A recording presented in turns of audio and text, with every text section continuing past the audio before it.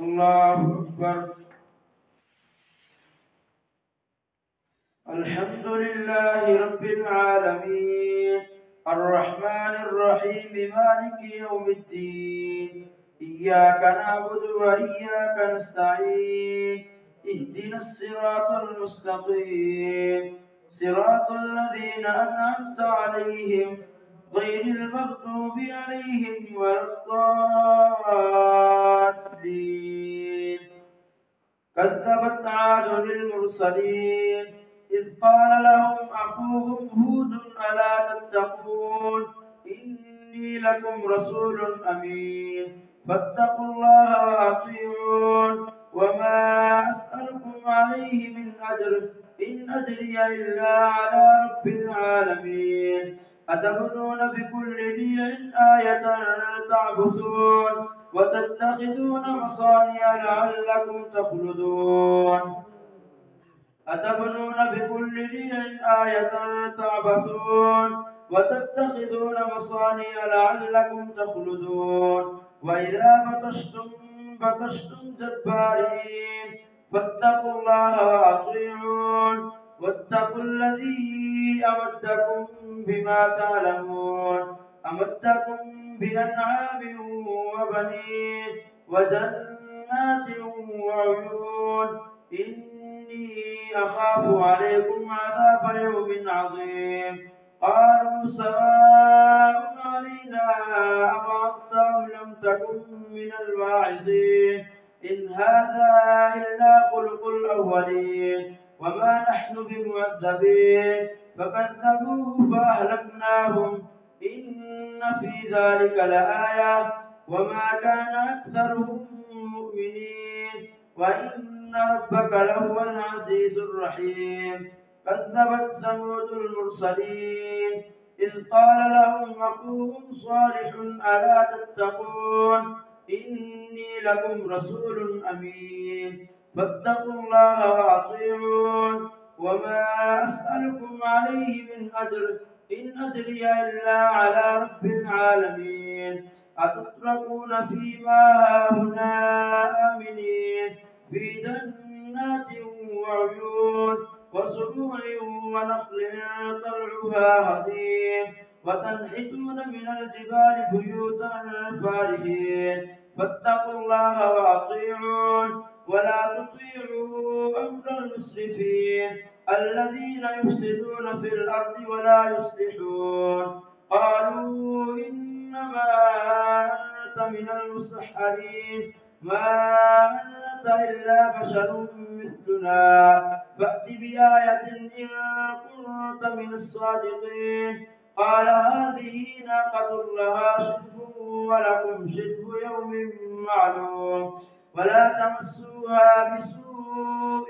فيأخذكم عذاب يوم عظيم. فعقروها فأصبحوا نادمين فأخذهم العذاب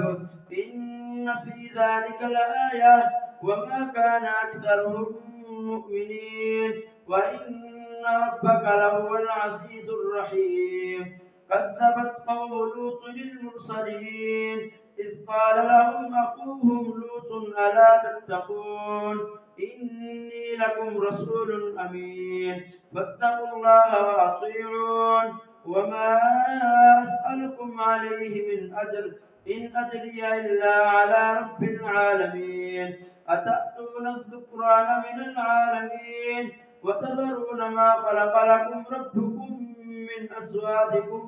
بل أنتم قوم عادون. قالوا لئن لم تنته يا لوط لتكونن من المخرجين. قال إني لعملكم من القالين رب نجني وأهلي مما يعملون. فنجيناه وأهله أجمعين إلا عجوزا في الغابرين ثم دمرنا الآخرين وأمطرنا عليهم مطرا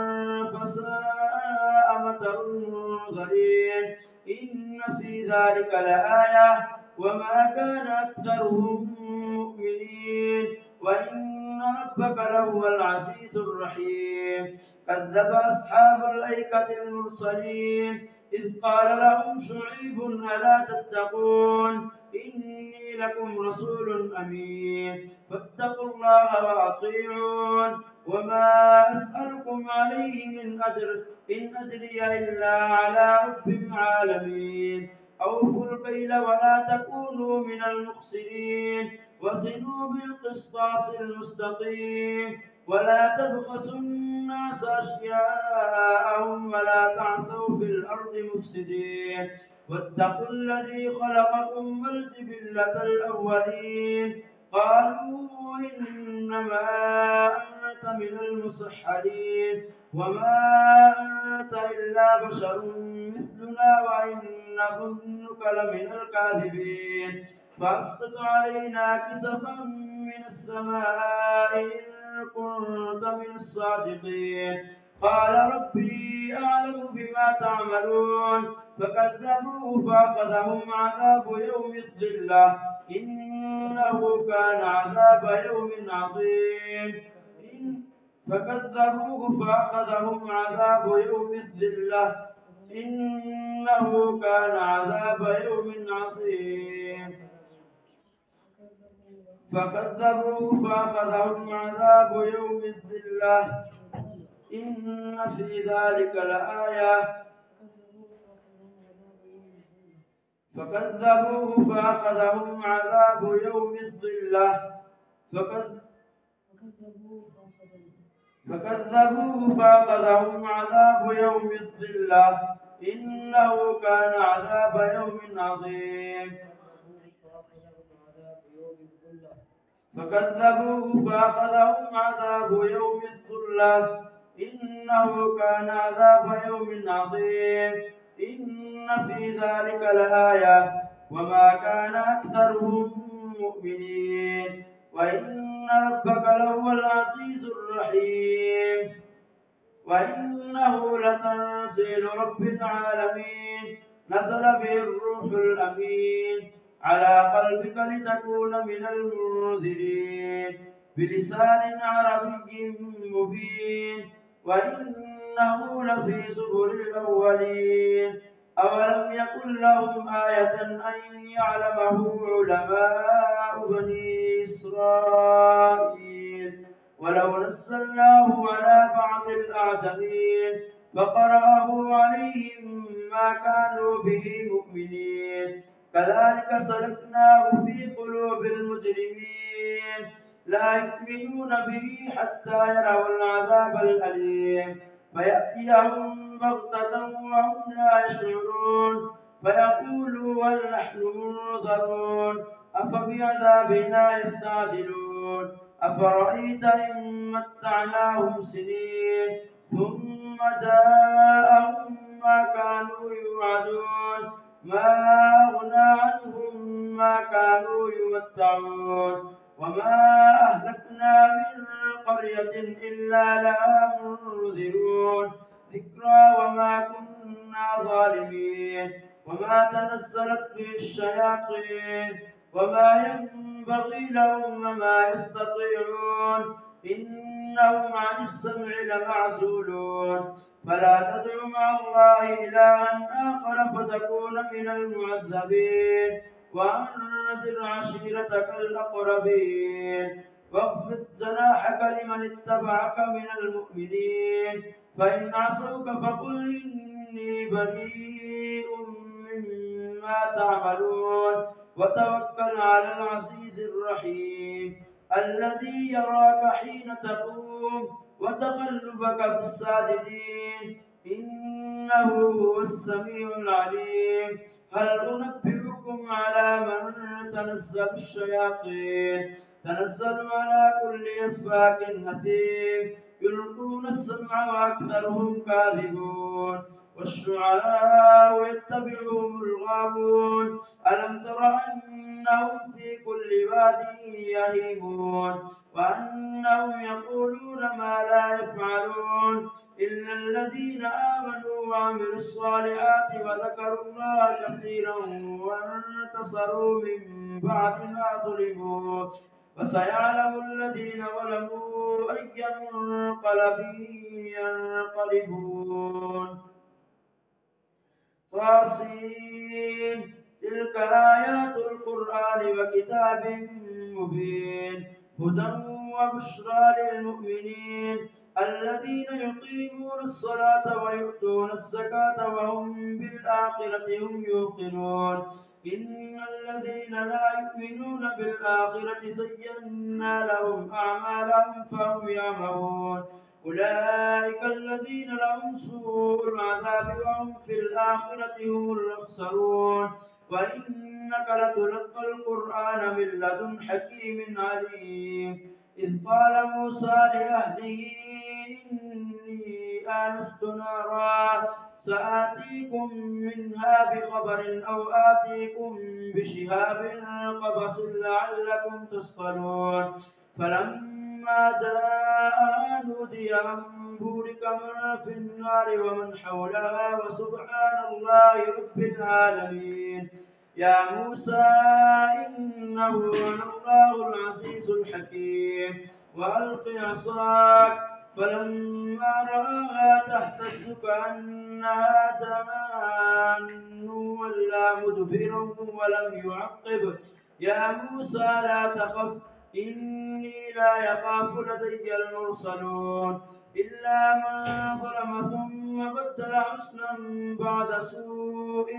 فإني غفور رحيم وأدخل يدك في جيبك تخرج بيضاء من غير سوء في 9 آيات إلى فرعون وقومه إنهم كانوا قوما فاسقين فلما جاءتهم آياتنا مبصرة قالوا هذا سحر مبين وجحدوا بها واستيقنتها أنفسهم ظلما وعلوا فانظر كيف كان عاقبة المفسدين الله أكبر سمع الله لمن حمده الله أكبر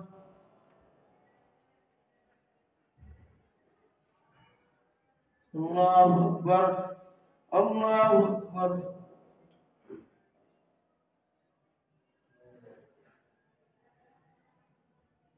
الله أكبر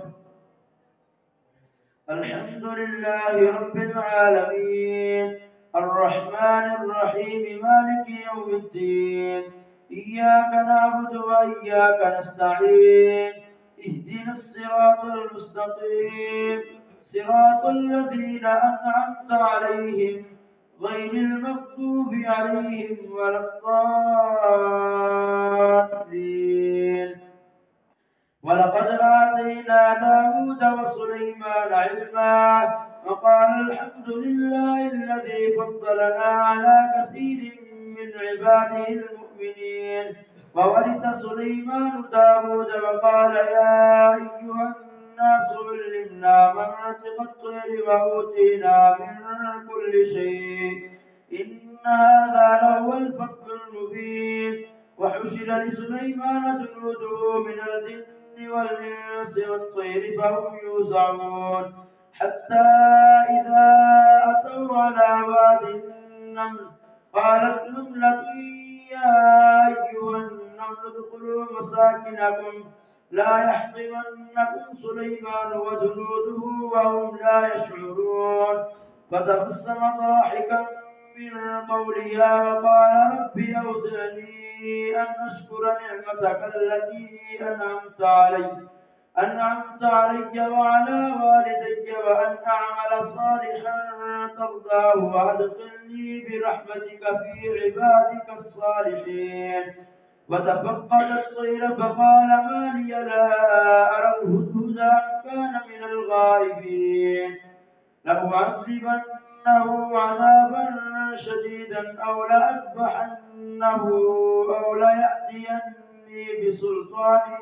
مبين فمكث غير بعيد فقال أحطت بما لم تحط به وجئتك من سبأ بنبأ يقين إني وجدت امرأة تملكهم وأوتيت من كل شيء ولها عرش عظيم وجدتها وقومها يسجدون للشمس دون الله وزين لهم الشيطان أعمالهم فصدهم عن السبيل فهم لا يهتدون ألا يسجدوا لله الذي يخرج الخبأ في السماوات والأرض ويعلم ما تخفون وما تعلنون الله لا إله إلا هو رب العرش العظيم الله أكبر الله أكبر قال سننظر وصدقت أم كنت من الكاذبين اذهب بكتابي هذا فألقه إليهم ثم تول عنهم فانظر ماذا يرجعون قالت يا أيها الملأ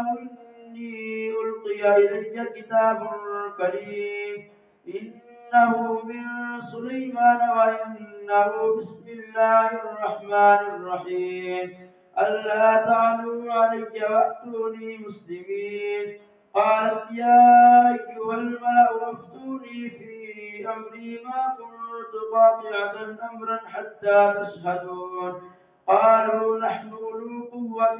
وأولو بأس شديد والأمر إليك فانظري ماذا تأمرين قالت إن الملوك إذا دخلوا قرية أفسدوها وجعلوا أعزة أهلها أذلة وكذلك يفعلون وإني مرسلة إليهم بهدية فناظرة بما يرجع المرسلون فلما جاء سليمان قال أتمدونني بمال فما آتاني الله خير مما آتاكم بل أنتم بهديتكم تفرحون ارجع إليهم فلنأتينهم قبل لهم بها ولنخرجنهم بها ارجع إليهم فلنأتينهم بجنود لا قبل لهم بها ولنخرجنهم منها أذلة وهم صاغرون قال يا أيها الملأ أيكم يأتيني بعرشها قبل أن يأتوني مسلمين قال عفريت من الجن أنا آتيك به قبل أن تقوم من مقامك وإني عليه لقوي أمين قال الذي عنده علم من الكتاب أنا آتيك به قبل أن يرتد إليك طرفك فلما رآه مستقرا عنده قال هذا من فضل ربي ليبلوني أشكر أم أكفر ومن شكر فإنما يشكر لنفسه ومن كفر فإن ربي غني كريم قال نكروا لها عرشها ننظر أتهتدي أم تكون من الذين لا يهتدون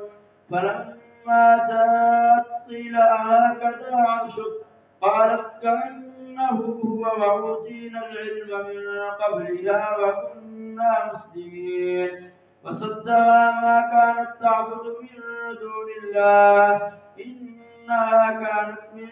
قوم كافرين قيل لا ادخل الصرح فلما رأته حسبته لجة وكشفت عن ساقيها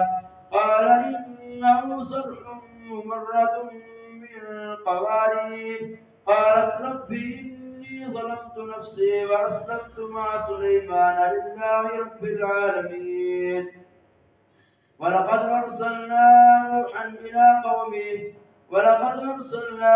إلى ثمود أخاهم صالحا أن اعبدوا الله فإذا هم فريقان يختصمون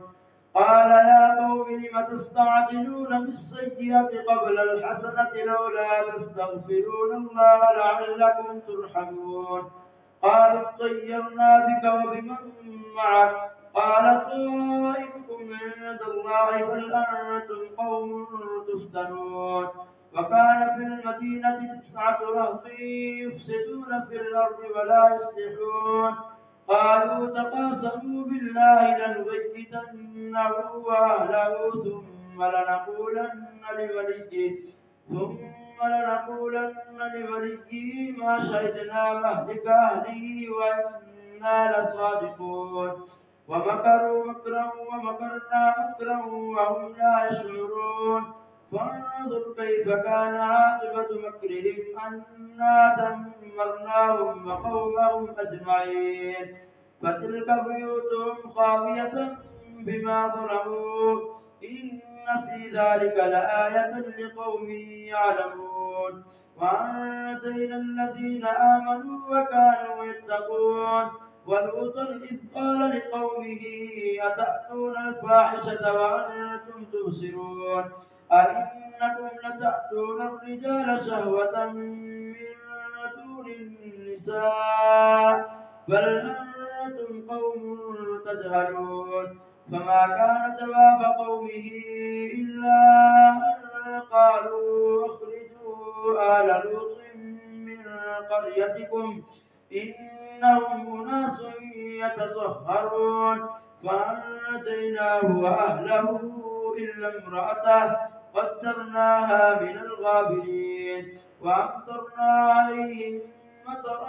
فساء مطر المنذرين قل الحمد لله وسلام على عباده الذين اصطفى الله خير أما يشركون الله أكبر